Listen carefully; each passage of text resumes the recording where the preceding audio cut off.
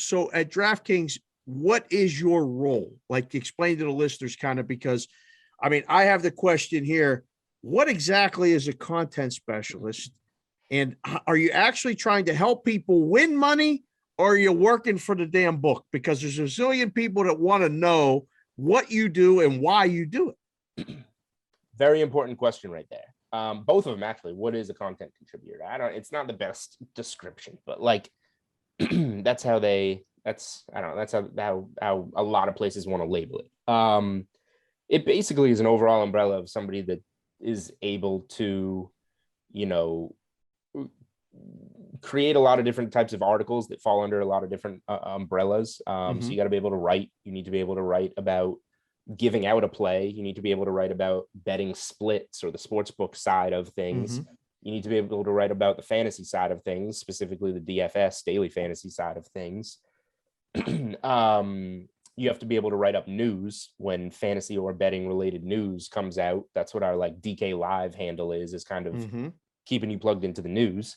You need to be a personality ready to go on camera, represent the people at DraftKings, whether it's something obviously more casual like this, or, getting ready to do an MLB Network segment like you do. Right. And things of that nature.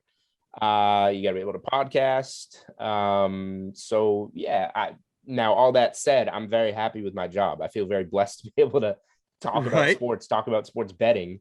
But there is an grind element to it, not as much as the beat writing, being a reporter covering sports, I don't think. Right. But your second question, important one. Yeah.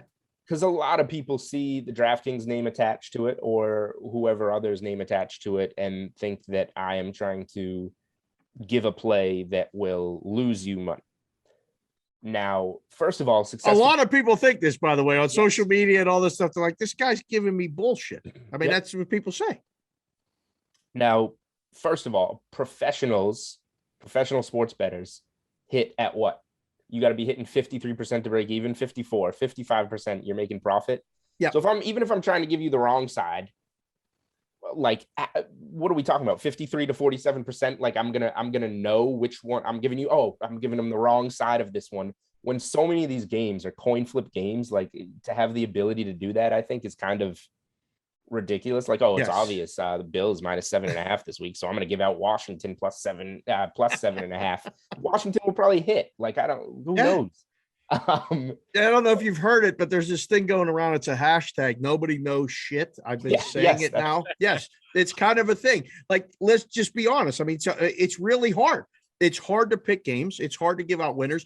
And for people to say he's giving me bullshit, they want me to lose at the book. It has nothing to do with that, right? And so, but there's so many more layers. Like, I could talk, and I won't. I could talk about this for a long time because it's a conception that I see all the time. People saying you work for DraftKings, so you're trying to help make me lose money. Number one, I have a reputation. I love DraftKings. I would love to be with DraftKings for my career. Right. It's entirely possible I could work somewhere else one day. I have a reputation to keep up on my own of keeping my following happy, giving out good plays. I don't want to come on here and give out all losers. Like, no, I don't. Why would I want to do that? So there's that element of it. And then, like, so I don't even remember where I was going. Don't worry about it. It's impossible. It's hard to do. It's impossible to try and give out losers almost. Like, it's just as hard to give out the losers as it is the winners. So why would you give out the losers? You're giving out the winners. Here's my last point on it.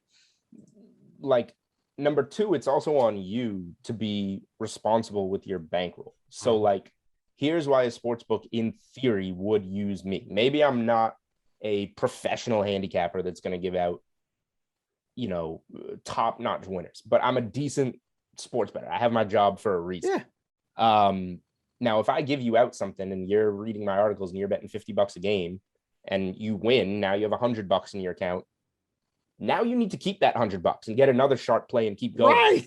You can just take that and go, oh, Julian gave me a winner. Now that's the last bet in his article at 8:00. Now it's 10 o'clock and I'm going to bet $100 on this game. Well, that's how you lose it. I made you money. You lost it on your own. Yes. So there's so many elements to it. DK Sportsbook did a odds boost in the playoffs.